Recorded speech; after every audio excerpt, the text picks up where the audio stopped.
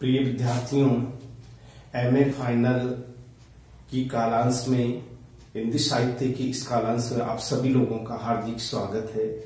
मैं कपिल मलिंदा संस्कार भारती की इस ऑनलाइन कालांश में आप सभी लोगों का हार्दिक स्वागत करता हूं। आशा करता हूं कि आप सभी लोग ठीक होंगे।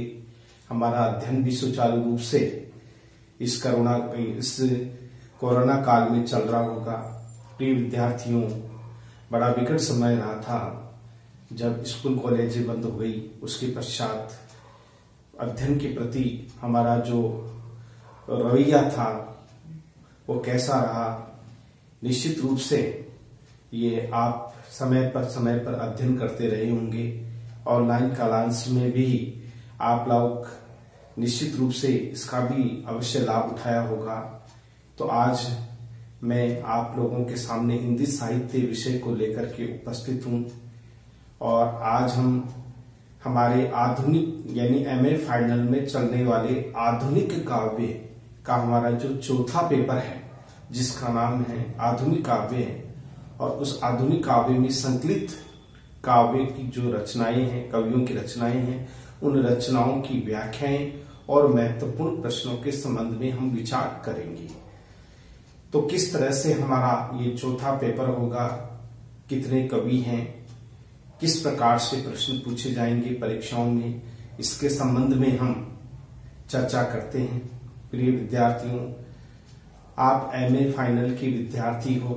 पिछली कक्षाओं में आपने निश्चित रूप से आधुनिक काव्य में बीए पार्ट 3 में आपने आधुनिक काव्य का अध्ययन किया होगा और एमए फाइनल में भी आपका वही, जैसे कि आपके जयशंकर प्रसाद है, आपके निराला है, तो जितने भी हमारे या फिर अज्ञे हैं, इन सभी प्रकार के कवियों की रचनाओं का विधान भी इस हमारे एमए फाइनल में किया गया है। उनकी जो प्रमुख प्रसिद्ध रचनाएं हैं उन सभी प्रसिद्ध रचनाओं के बारे में बताया गया है।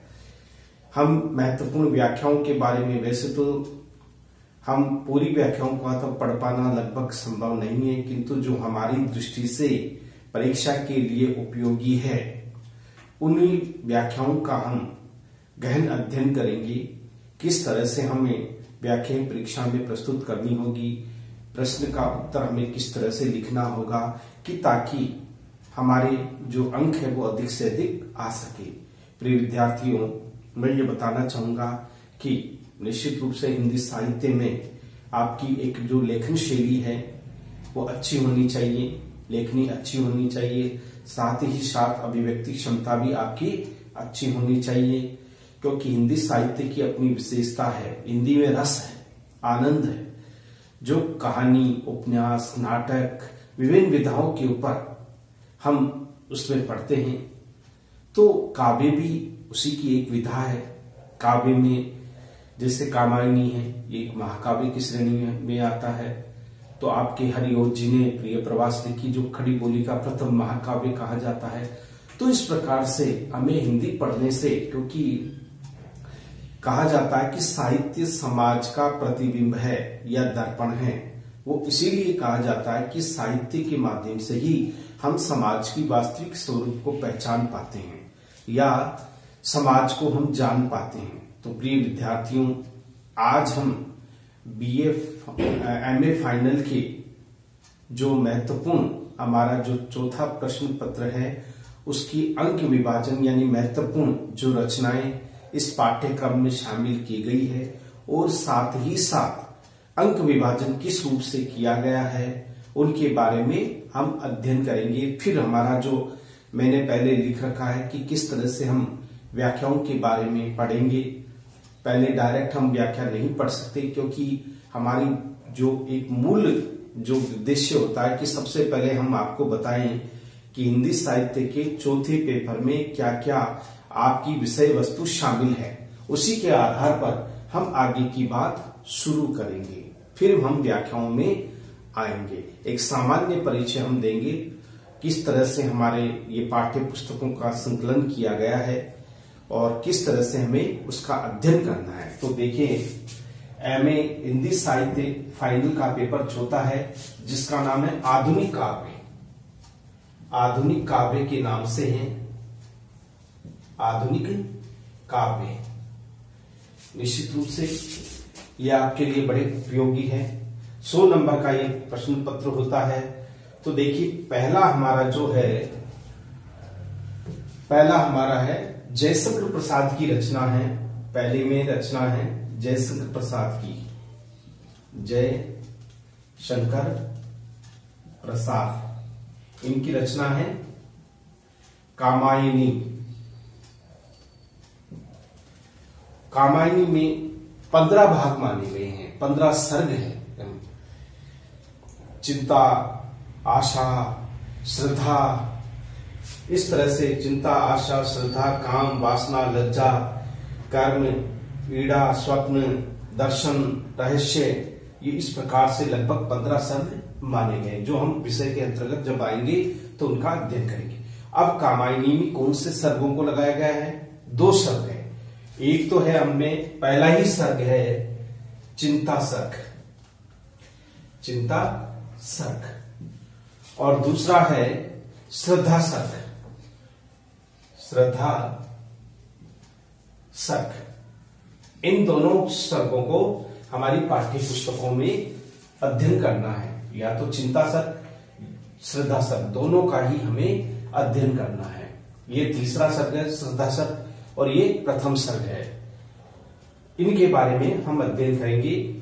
यानी जयशंकर प्रसाद की छायावाद की एक कालजयी कृति है जिसका नाम है कामायनी। उस कामायनी के संबंध में हम पढ़ेंगे। छायावाद का सबसे बड़ा ग्रंथ माना गया है और कामायनी। इसके बाद में हमारा जो दूसरा है वो है राग विराग। ये जो रचना है ये है, इसके संपादक है डॉक्टर रामविलास शर्मा। जो रचनाकार है डॉक्टर रामविलास शर्मा। देखिए डॉक्टर रामविलास शर्मा। अब रामविलास शर्मा ने इसमें जो संपादक किया है, तो आप देखिए इसमें एक पुस्तक है लोक भारती प्रकाशन से प्रकाशित होती है इलाहाबाद से। उसमें निराला की जो रचना है राम की शक्ति पूजा को शामिल किया है।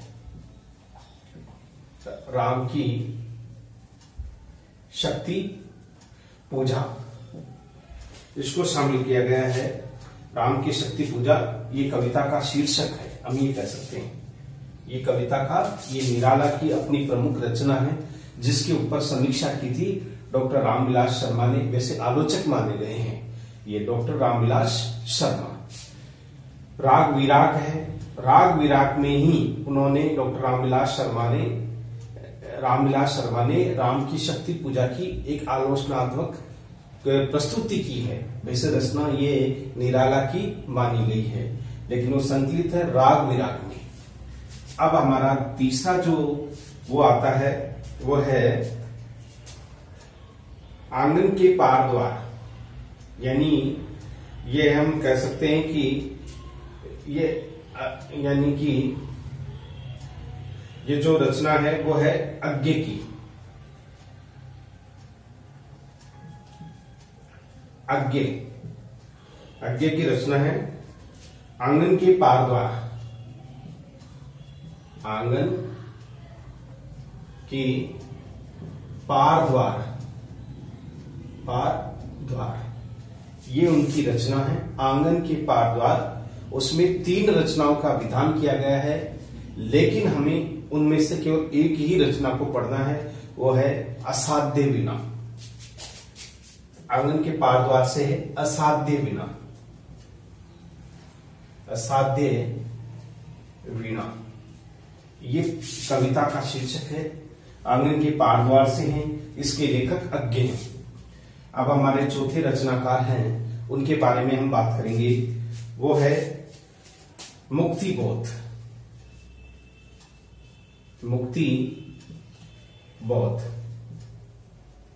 मुक्तिबोध ने लिखी है चांद का मुंह टेढ़ा है। चांद का मुंह टेढ़ा है।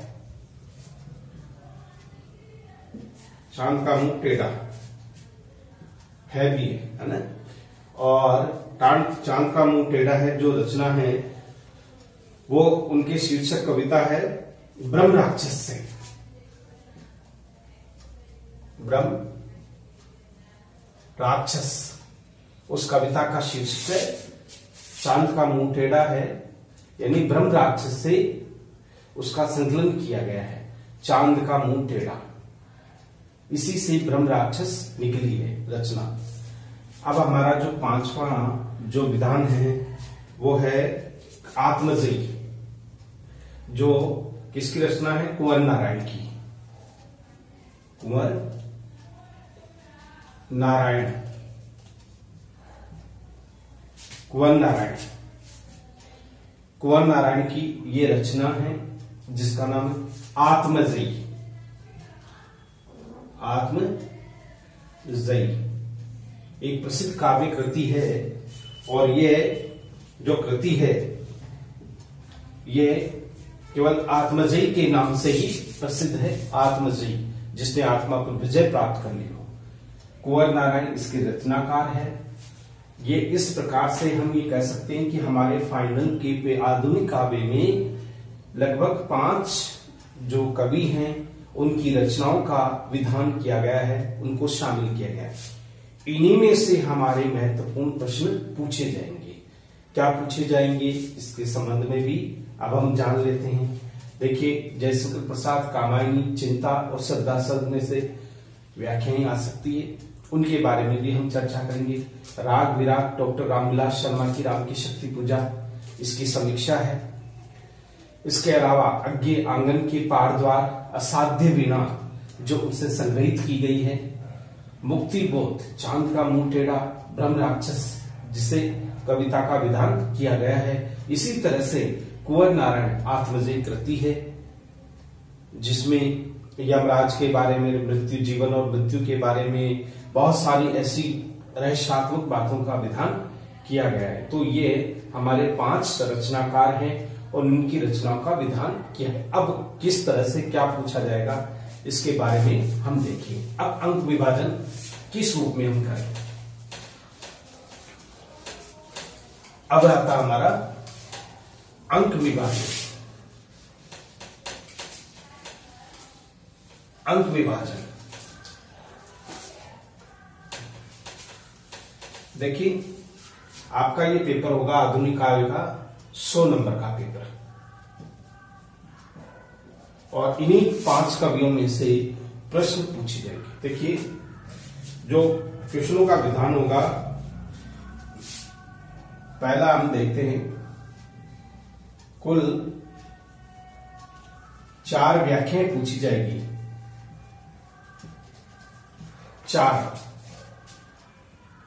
4 व्याख्याएं यानी सभी में से आएगी। हम ये मान सकते हैं 5 कवि है तो 8 पूछी जाएगी, अथवा विकल्प दे होगा ना। उसमें विकल्प का मतलब होता है कि कोई न कोई 8 में से आपको कोई 4 करनी है। अब जरूरी नहीं है कि 4 को ही लेंगे, एक नई भाई 5वें में से भी शामिल करेंगे। इसलिए हम ये कह सकते हैं कुल 4 व्याख्याएं होगी और इनका जो अंक विभाजन है वो होगा 9 × 4, 9 चौक 36। ये 36 अंक की होगी। यानी कि हमारा जो पहला जो क्वेश्चन होगा व्याख्याओं से संबंधित वो 36 अंक का होगा, जिसमें 4 व्याख्याएं पूछी जाएगी। प्रत्येक व्याख्या 9 नंबर की होगी। कुल 8 व्याख्याएं पूछी जाएगी जिसमें विकल्प दे होगा, है ना, विकल्प होगा। यानी कि कोई भी 8 व्याख्याओं में से कोई भी आपको जो 4 है अथवा दी हुई है उसमें से करनी है। केवल 4 व्याख्याएं 8 में से। अब दूसरा जो चीज है आलोचनात्मक प्रश्न। आलोचनात्मक प्रश्न इन्हीं 5 कवियों में से, इन्हीं 5 रचनाओं में से पूछे जाएंगे। किस तरह से उनका विधान किया गया है, बड़े स्तर के ये क्वेश्चन होंगे, बड़ी विस्तार से उनको समझाना पड़ेगा, क्योंकि ये हम तक हम छोटे छोटे क्वेश्चनों को हल करते रहे हैं, लेकिन ये विस्तार से पूछे जाएंगे। और ये क्वेश्चन होंगे 16 नंबर का 1 और ये होगा 4 क्वेश्चन। और 16 चौक 64, ये 64 अंक का होगा। तो इस तरह से ये हमारे हो गए 100 अंक। ये 100 अंक आलोचनात्मक प्रश्न 16 अंक, एक क्वेश्चन के 16 8 क्वेश्चन पूछे जाएंगे। इसमें भी विकल्प देय है, ये हम कह सकते हैं विकल्प देय है, यानी कोई भी अथवा दिया हुआ होगा, उस अथवा में से हमको एक प्रश्न का चुनाव करना है। हमें 4 प्रश्न करने हैं, व्याख्याओं में से भी 4 और प्रश्न आलोचनात्मक प्रश्न में से भी 4 प्रश्नों को उत्तर यानी 4 प्रश्नों के उत्तर लिखना है। उदाहरण के तौर पर अगर हम देखें कि कैसे क्वेश्चन पूछ सकते हैं आलोचनात्मक क्वेश्चन पे, जैसे हम लेते हैं जयशंकर प्रसाद की कामायनी से श्रद्धा सर्ग के आधार पर कि जो कामायनी का जो श्रद्धा सर्ग है उसकी कथा वस्तु को एक सामान्य परिचय देते हुए श्रद्धा की चरित्रगत विशेषताओं पर प्रकाश डालिए। तो ये जो 16 नंबर का एक क्वेश्चन दे दिया, दूसरा क्वेश्चन अथवा में दे दिया, जैसे दे दिया उन्होंने कि जैसे आपकी राम की शक्ति पूजा नामक काव्य में राम की निराशात्मक दृष्टिकोण को इसमें व्यक्त किया गया, साथ ही साथ एक आशावादी दृष्टिकोण को भी दिखाया गया है। इस कथन की समीक्षा कीजिए। तो इस तरह से दोनों में से एक करना है अब आपको। तो इस तरह से ये पूछे जाएंगे क्वेश्चन, बड़े गुणात्मक क्वेश्चन होते हैं, क्योंकि आप एमए के स्तर के विद्यार्थी हो, निश्चित रूप से आपको उसके प्रति पूर्ण रूप से सजग रहना होगा। अच्छे अंक प्राप्त करने के लिए किसी भी प्रश्न को आपको अधूरा नहीं छोड़ना है। आपको व्याख्यान में जैसे कि बताया गया है कि हमारी जो कुल 4 व्याख्याएं होंगी, तो 4 व्याख्याओं में देखिए 4 व्याख्याओं में सबसे पहले जो चीज आती है वो आती है संदर्भ। संदर्भ, ये जो संदर्भ चीज है उस संदर्भ में क्या बताया गया। संदर्भ का मतलब होता है बारे में, भाई किस बारे में क्या बताया गया। संदर्भ में एक तो आता है आपकी पाठ्य पुस्तक का नाम, पाठ्य पुस्तक, तो आप लिख सकते हो कि हमारी पाठ्य पुस्तक आधुनिक काव्य, पाठ्य पुस्तक नाम और रचनाकार, ये हमारे संदर्भ में आता है, ये हमें ध्यान रखना है। तो प्रस्तुत पद्यांश हमारी पाठ्य पुस्तक जयशंकर प्रसाद की यानी कि आधुनिक काव्य के दिव्य पृष्ठों से जयशंकर प्रसाद की कामायनी काव्य संग्रह के श्रद्धा सर्ग से उक्त प्रसंग लिया गया है, उक्त संदर्भ लिया गया है, यह हम लिख सकते हैं। इसके बारे में मैं अलग से आपको बता दूंगा कि हमें एक अच्छी तरह से कैसे हम संदर्भ प्रसंग व्याख्या लिखें कि हमें अधिक से अधिक अंक आ सके। एक सामान्य परिचय के रूप में ये बता देना चाहता हूं। पहले आता हमारा संदर्भ, जिसमें ये हो गया। फिर आता है प्रसंग। प्रसंग में क्या होता है, जो हमारे दी गई जो कोई भी व्याख्या है, जैसे ये व्याख्या है जयशंकर प्रसाद की है, चिंता सर्ग से है, प्रथम प्रसंग को ही इसमें लिया गया, चिंता के कामायनी मनु के उस चिंताग्रस्त मन की व्यथा को यहाँ पर प्रकट किया गया है। किस तरह से जल प्रलय के पश्चात मनु जीवन से निराश और हताश हो जाते हैं, तो उस प्रसंग को आप लिख सकते हो। ये एक सामान्य परिचय के रूप में हम ये देख सकते हैं। संदर्भ यानी दी गई जो व्याख्या है उसका सामान्य परिचय, सामान्य परिचय, कोई विस्तार से नहीं लिखना है कि हम कह सकते हैं कि किस तरह से वो एक भूमिका बांधनी पड़ती है, वो होता है प्रसंग। एक सामान्य परिचय देना पड़ता है। अब आता है प्रसंग के बाद में तीसरा है हमारा व्याख्या। व्याख्या में जो कुछ भी बताया गया है, जो कुछ भी उसमें कहा, जैसे ये व्याख्या है तो उस व्याख्या के ऊपर कहां से शुरू होती है, क्या दिखाया गया है, किस परिदृश्य को हमारे सामने रखा गया है, उस चीज को हमें दिखाना है या बताना है, तो वो होगी व्याख्या। और ये व्याख्या ही महत्वपूर्ण होती है। इसको भाव सौंदर्य के रूप में या ये जो काव्यगत सारी विशेषताएं उस व्याख्या के अंतर्गत ही आ जाती है। इसलिए उसको बड़े ही ढंग से, हमें जरूरी नहीं है कि इसके अनुसार आप अपनी कल्पना का सहारा लेते हुए इस व्याख्या को कहीं टूटने या बिखरने नहीं देना है। एक व्यवस्थित रूप में उस व्याख्या को हमें प्रस्तुत करना है। तो भाव विस्तार हो जाएगा। इसमें व्याख्या का मतलब होता है भाव विस्तार, जिसमें जो भी कुछ दिया गया है व्याख्या में उसको आपको विस्तार रूप से लिखना है। अब हमारा चौथा जो बिंदु आता है वो आता है विशेष। ये विशेष का मतलब होता है कि जो व्याख्या में या प्रसंग में जो व्याख्या से संबंधित जो कला पक्ष की जो भाव है, भाव या कला पक्ष के बारे में जो कुछ भी विशेषताएं हैं वो विशेष के अंतर्गत आती है। कैसे विशेष में, जैसे आ गया, जैसे भाषा, शैली, छंद, अलंकार, शब्द शक्ति, लोकोक्तियां, मुहावरे, तत्सम, तद्भव शब्द, ये विस्तार से हमें बताना है। तो ये विशेष हो जाएगा उसका। तो इस तरह से कैसे विशेष कि किसी भी काव्य को हम अगर लिखेंगे विशेष रूप में तो वो विशेष होगी कि कामायनी में विशेष में हम लिख सकते हैं भाषा सरल है, सुबोध है, आकर्षक है, मन भावन है, कथा के अनुरूप है, काव्य के अनुरूप है, शैली में उद्बोधात्मक शैली है, वर्णात्मक शैली है या प्रश्नात्मक शैली है, व्याख्यात्मक शैली है। जिस शैली को भी प्रस्तुत किया गया उस शैली का प्रकार हम लिख सकते हैं। अलंकार है, अलंकार काव्य के आभूषण माने गए हैं।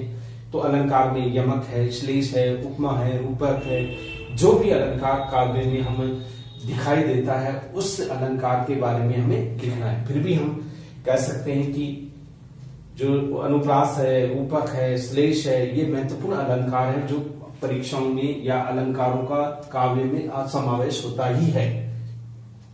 शब्द शक्तियां, अभिधा, लक्षणा और व्यंजना, इसके साथ साथ लोकोक्तियां और मुहावरे, ये भी विशेष। तद्भव और तत्सम शब्द वे होते हैं जो बिना किसी परिवर्तन किए सीधे हिंदी में आ जाते हैं। तो उनका रूप भी देख सकते हैं, जैसे जयशंकर प्रसाद है, उनकी रचनाओं में तत्सम शब्दों का प्रभाव देखा जा सकता है। तो उसका सरल रूप तद्भव है, यानी परिवर्तित रूप। और एक होता देशज शब्द, यानी देश में ही जन्मे हुए, यानी कहीं न कहीं गढ़े गए हैं, वो बनाए गए हैं, ऐसे शब्द देशज शब्द कहलाते। तो ये सारी विशेषताएं इस विशेष के अंतर्गत आती है। तो ये हमने अभी पाठ्य चर्चा की कि किस तरह से हमारे एमए फाइनल के चौथे पेपर जिसका नाम है आधुनिक काव्य, और इस तरह से ये हमारे ये रहेगी। देखिए कुल 4 व्याख्याएं जिनके बारे में मैंने बताया कि कौन कौन सी। कामायनी महाकाव्य को भी इसमें 2 व्याख्याओं या हम ये कहते हैं कि 2 सर्गों को, संपूर्ण सर्गों को नहीं, केवल उनके अंशों को ही हमारे सामने प्रस्तुत किया गया है, क्योंकि ये बहुत लंबे लंबे सर्ग हैं, बहुत विस्तृत रूप से उसमें व्याख्याएं की गई है। तो जो हमारे परीक्षा की दृष्टि से उपयोगी है उन्हीं को ही हम अध्ययन करेंगे, उन्हीं के बारे में हम जानेंगे कि किस तरह से हमें पढ़ना है, ताकि हमारे अच्छे से अच्छे अंक, क्योंकि हमारा जो स्तर है अब वो बीएस से काफी आगे आ चुका है। हमें एक तो लेखनी की सुधार करनी है कि हम कहीं कोई काटापीटी न करें। दूसरी बात कि परीक्षक को कभी भी धोखा देने की कोशिश न करें या भ्रमित न करें, प्रश्नों को बदल देते हैं, क्रम संख्या गलत डाल देते हैं, ऐसा न करें, क्योंकि परीक्षक हमेशा जानता है कि कौन सा क्या है और इसका उत्तर क्या हो सकता है। तो ऐसा उपाय न करें और प्रश्नों को आरंभ से लेकर चाहे छोटा हो जाए, लेकिन जरूरी नहीं कि हमें केवल अपनी जो ये परीक्षा के एग्जाम की कॉपी है वो भर के आनी है। भर के आने से नंबर नहीं मिलते, आप सटीक लिखो, अच्छा लिखो और समझ के लिखो। निश्चित रूप से आपके कोई पिछली कक्षाओं में पढ़ा हुआ ही जो काव्य है वही हमारे यहाँ पर प्रदर्शित किया गया है या दिखाया गया है। तो किस तरह से यह है हमारा आधुनिक काव्य के संबंध में ये पेपर जिसके बारे में हम चर्चा कर रहे हैं। यह आधुनिक काव्य हमारे एमए फाइनल में हिंदी साहित्य का यह प्रश्न पत्र है। तो निश्चित रूप से आप इससे अनुग्रहित हुए होंगे। तो अब हमारा जो पेपर है उन पेपरों को देखिए 9 नंबर, यानी अब हम कितने शब्दों में हमारी जो शब्द सीमा है वो किस तरह से होनी चाहिए। अगर हम कुल व्याख्याओं की बात करें कि 9 नंबर का अगर होगा तो लगभग आपको इसमें 1.5 पृष्ठ अवश्य लिखना है। 1.5 से 2 पृष्ठ के बीच में ये लेखन होना चाहिए और शब्द सीमा 150 से 200 तक के बीच में हो सकती है। 150 से लगभग कम से कम होना चाहिए। तो इसलिए ये हमें लिखना ही पड़ेगा क्योंकि हम एक पेज में संपूर्ण व्याख्याओं को शामिल नहीं कर सकते, क्योंकि ये जो 4 चीजें हैं ये लगभग 2 पेजों को भरती है। 2 पेजों को अगर हम ढंग से लिखते हैं तो संदर्भ के बारे में विस्तार से अगर हम लिखेंगे तो उसको भी हम देख सकते हैं कि किस तरह से संदर्भ हमें लिखना है या जानना है।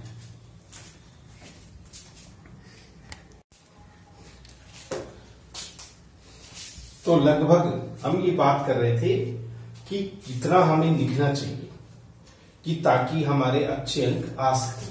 देखिए आधुनिक काव्य जो है, जो आधुनिक काव्य के बारे में हम बता दें कि जितने भी जो आधुनिक काव्य है उसमें खड़ी बोली में सारा साहित्य, संपूर्ण साहित्य, ज्यादातर साहित्य खड़ी बोली के ही में ही लिखा गया है। आपके 4 व्याख्याओं में सबसे पहले जो व्याख्याओं को हमें ध्यान रखना है कि व्याख्याओं की जो शब्द सीमा है वो लगभग मैंने बताया 150 से 200 के बीच आप लिख सकते हो।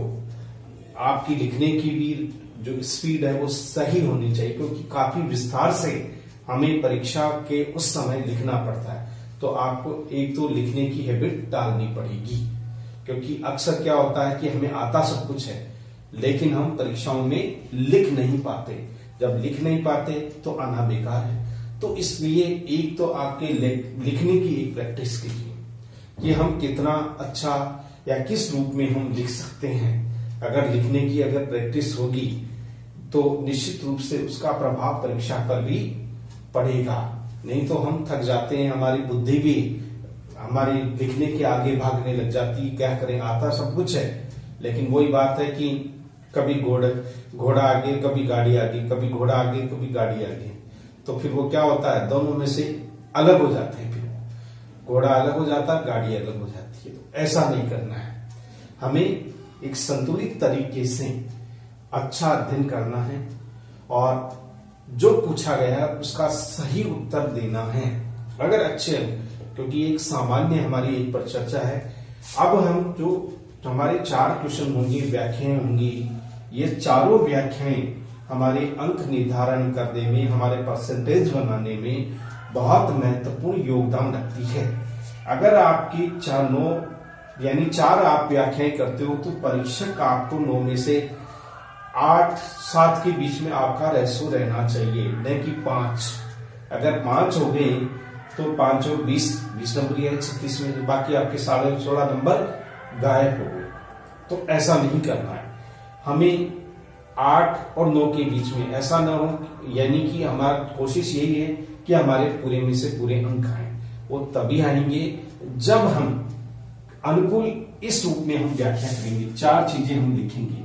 अगर हम 4 चीज लिख देते हैं और कोशिश करते हैं कि भाई एक सीमित, ज्यादा बड़ा भी नहीं करना है, कोई 2.5 पेज में लिख दे, 3 पेज में लिख दे, ये इतना भी नहीं करना है। आपको सटीक लिखना है, अच्छा लिखना है, परीक्षक उससे प्रभावित हो और देखते ही हमारे अंक देने की वो चेष्टा करे, ऐसा प्रयास करना चाहिए। तो 9 नंबर को ध्यान में रखते हुए उस व्याख्या को इन आधारों पर हमें स्पष्ट करना चाहिए। अगर बाय द वे हम व्याख्या करते हैं तो ये हमें ध्यान रखना चाहिए कि एक तो उस पुस्तक का नाम, कई बार विद्यार्थी परीक्षाओं में जाने के बाद में अपनी किताब का नाम भी भूल जाता है, पुस्तक का नाम भी नहीं जान पाता, परीक्षाएं देने हम यहाँ आ गए, तो उस समय आपको अपनी पाठ्य पुस्तक का नाम अवश्य ध्यान हो, यह ध्यान रखें। वैसे तो आपकी परीक्षा का वो जो पेपर होगा उसमें भी नाम लिखा रहता है पाठ्य पुस्तक का या उस पुस्तक का नाम, तो इसलिए कोई वो डर वाली बात नहीं, लेकिन कई बार दिमाग से हमारे निकल जाती है। दूसरी बात है कि जो हमारी व्याख्याएं दी गई है उस व्याख्या के जो कवि हैं उस कवि का नाम क्या है और किस वो काल का वो कवि है, आधुनिक काल का है तो आधुनिक काल के किस काव्य धारा में भी है, जैसे भारतेंदु युग, द्विवेदी युग, उसके बाद में द्विवेदी युग के बाद में जो आता है वो आता है छायावादी युग, उसके बाद आता है छायावाद के बाद में प्रगतिवाद युग, प्रगतिवाद के बाद में आता है प्रयोगवादी युग, प्रयोगवादी युग के बाद में आता है नई कविता का युग, नई कविता के युग के बाद में आता है साठोत्तरी कविता का युग, साठोत्तरी कविता के युग के बाद में आता है लंबी कविता का युग। तो आधुनिक काव्य एक विस्तार है इसका, ये यहीं तक नहीं है, आरंभ होता है आधुनिक काल का जब 1900 में लगभग इसका आरंभ माना गया। 1850 से भारतेंदु युग का आरंभ होता है, भारतेंदु जी के जन्म के साथ ही आधुनिक युग का आरंभ हो जाता है।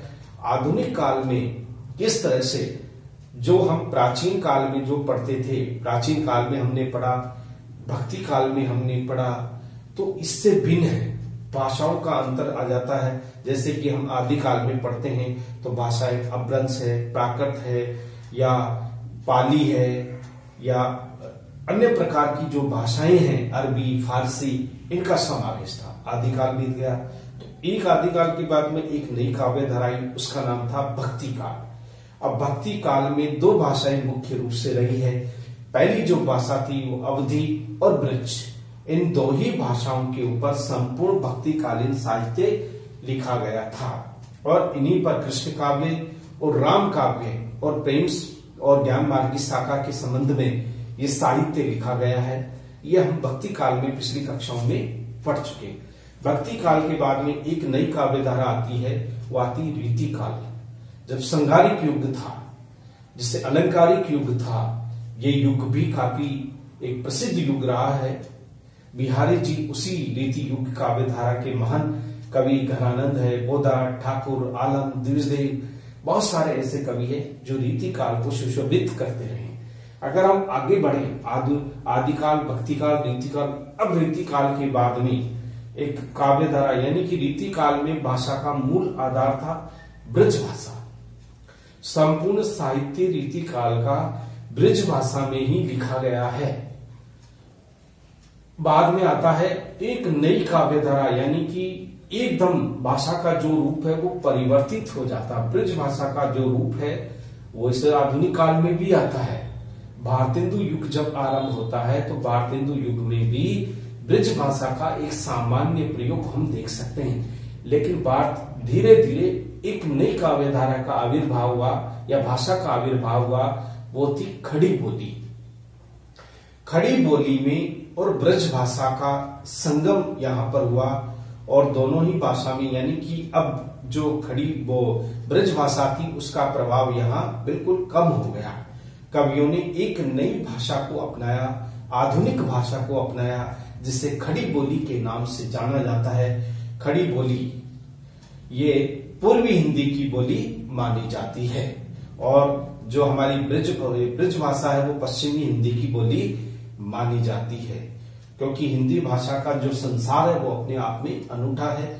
जो राजस्थानी जो बोली है उसमें भी बहुत सारी 72 बोलियां छोटी छोटी उपभाषाएं उसमें शामिल की गई है। तो कहने का मतलब ये नहीं है कि ये हिंदी भाषा नहीं है, खड़ी बोली भी हिंदी है, ब्रज भी हिंदी है और अवधी भी हिंदी है, केवल वो बोलियां थी सीमित क्षेत्र में। अब हमारा जो रूप आता है आधुनिक युग में, भारतेंदु युग से जब आरंभ होता है तो एक नई भाषा का जन्म होता है जिसे खड़ी बोली के नाम से, खड़ी यानी शुद्ध हिंदी। ये भाषा का रूप साहित्य में भारतेंदु युग धारा में हमें देखने को मिलता है और यहीं से एक नई भाषा का जन्म होता है और द्विवेदी युग में जाकर के स्वयं महावीर प्रसाद द्विवेदी जी ने, जो सरस्वती पत्रिका के संपादक थे, सन 1903 से लेकर के सन 1920 तक वे लगभग 17 साल या लगभग उस सरस्वती संपादक पत्रिका के संपादक रहे। जितने भी हमारे आधुनिक युग के रचनाकार थे, कवि थे, उन सभी कवियों ने उस युग में अपनी रचनाओं का प्रकाशन वो वहां उसी प्रेस से करवाते थे। आपके निराला है, निराला भी जाते थे, लेकिन निराला को वहां पर निराशा मिली क्योंकि स्वयं महावीर प्रसाद द्विवेदी जी ने उन्हें डांट दिया, उन्हें प्रताड़ित किया, उनकी रचनाओं को फेंक दिया गया क्योंकि कुछ त्रुटियां थी। उन त्रुटियों को वो सहन नहीं कर पाए क्योंकि वो स्वयं पहले पढ़ते थे रचनाओं का किस तरह से प्रकाशित होने लायक है या नहीं है, उसके बाद ही वो प्रकाशन के लिए तैयार होती थी। तो एक भाषा का जो शुद्ध रूप है वो भी परिष्कृत भाषा का रूप भी आधुनिक युग की ही देन है, जो द्विवेदी युग की महत्वपूर्ण देन मानी गई है। तो मैं इसलिए बता रहा हूं क्योंकि ये हमारा इस विषय से संबंध जुड़ी हुई चीज है। अब जैसे ही द्विवेदी युग बीतता है, चलती तो वही है, खड़ी बोली ही। जैसे प्रसाद, हमारे जयशंकर प्रसाद है, वो छायावाद के कवि माने जाते हैं और छायावाद के 4 कवि मूल रूप से माने गए, प्रसाद, पंत, निराला और महादेवी वर्मा। इन चारों ने मिलकर ये हम कह सकते हैं कि ये छायावाद के 4 स्तंभ है। अगर एक स्तंभ भी ढह जाएगा तो छायावाद का अस्तित्व खतरे में पड़ जाएगा। इन चारों ने मिलकर के एक नई काव्यधारा, एक नई कल्पना, एक नए इतिहास को जन्म दिया, वो था छायावादी का। जो हम ये पढ़ रहे हैं, चिंता सर्ग, कामायनी, ये छायावाद की ही देन है। छायावादी युग में 1935 में लगभग ये रचना लिखी गई थी और जयशंकर प्रसाद ने इस रचना में कल्पना का भी प्रयोग किया गया है। कई पात्र भी काल्पनिक हैं इनके, लेकिन जो घटनाक्रम है वो घटनाक्रम कुछ सत्य, कुछ असत्य है। यानी जरूरी नहीं कि साहित्य में कोई हर वस्तु सत्य ही हो, लेकिन वो सत्य के निकट हो सकती है, सत्य के पास हो सकती है, क्योंकि अगर पूर्ण सत्य होगा तो वास्तविक रूप में वह एक जो रचना है वो सीमित मात्रा में सिमट कर रह जाएगी, फिर उसका कोई अस्तित्व नहीं रहेगा। तो इसलिए कवि क्या होता है, अपनी कल्पना का भी प्रयोग करता है, तो वो होता है छायावादी युग। तो ये छायावादी युग की है। अब हम जो पढ़ेंगे हमारी रचना विधानों में कि किस तरह से ये कामायनी की रचना हुई, कैसे हुई, क्या कल्पना कवि ने अपने मन में की, क्या ये सत्य घटना थी, उसके आधार पर ये मैंने आप लोगों के लिए व्याख्या तैयार की थी। लेकिन व्याख्या से पहले मैं इस चौथे पेपर के बारे में, आधुनिक काव्य के पेपर के बारे में एक सामान्य जानकारी मैंने आप लोगों को दी। निश्चित रूप से ये आपके लिए बहुत उपयोगी है। आप ध्यान रखें कि किस तरह से हमें अंकों को ध्यान में रखते हुए, सटीक मात्रा में, निश्चित बिंदुओं को ध्यान में रखते हुए, प्रश्न को अधूरा नहीं छोड़ करके हुए, निष्कर्ष रूप निकालते हुए, फिर हमें चाहे 4 ही पंक्तियों में हमें दिखे, लेकिन निष्कर्ष हमेशा लिखे, ताकि जैसे फिल्म के एंड में आता दी एंड लिखा हुआ, तो वो निष्कर्ष क्या है, उस किसी भी काव्य का एंड है या अंतिम छोर है कि हमने यही विशेषताओं को शामिल किए करके इस विशेषताओं को हमने इस रूप में प्रस्तुत किया है। तो वो है। तो अब हम जो हमारे एमए फाइनल में हमारा जो पहली जो व्याख्याओं के बारे में हम पढ़ेंगे वो है जयशंकर प्रसाद, जो छायावाद के आधार स्तंभ कवि माने जाते हैं, उनके संबंध में एक सामान्य जानकारी देने के पश्चात हम इनकी कामायनी की चिंता सर्ग की व्याख्याओं का अध्ययन करेंगे।